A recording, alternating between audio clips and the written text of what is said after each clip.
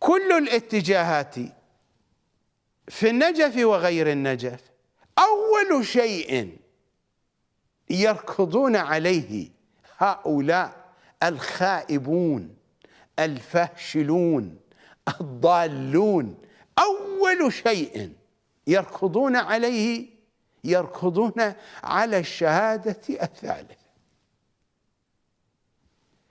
ما أدري هاي الدودة في أي مكان تتحرك عنده؟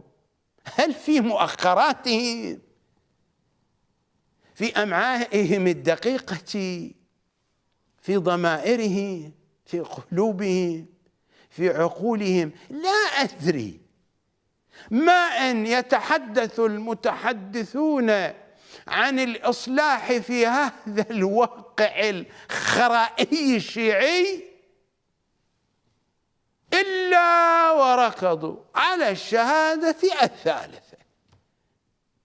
دودة، مو احنا قلنا اكو دودة يا جماعة، والعباس ابو فاضل اكو دودة. هذه دودة مراجع الشيعة. ما ان تنشأ حركة من الحركات الإصلاحية أول شيء يمسكون به يمسكون بالشهادة الثالثة في الأذان، في الإقامة، أو في سائر الموارد الأخرى.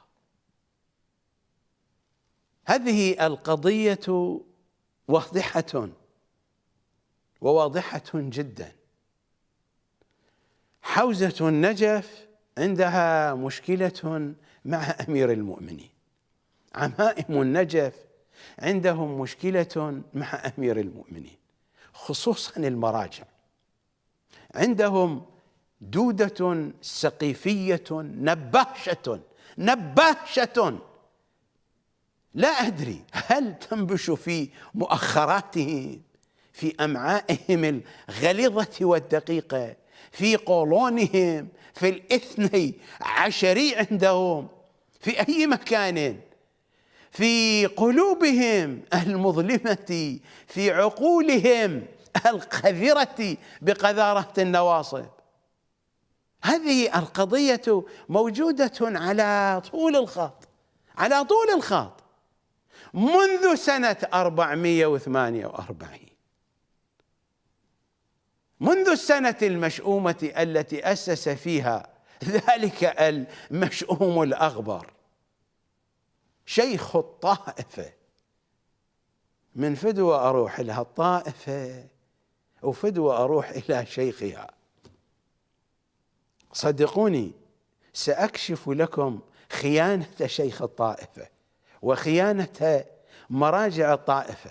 أتمنى عليكم أن تصبروا علي في هذه الحلقة وفي حلقة يوم غد والتي بعدها، وسأثبت لكم أن مراجعكم كذابون جهال حمير. إذا لم أثبت لكم ذلك وتقتنعون به، بغض النظر هل ستصرحون بأني على الحق أو بأني لست كذلك، لكنني سأثبت هذه الحقائق لكم وأقنعكم بها فيما بينكم وبين أنفسكم.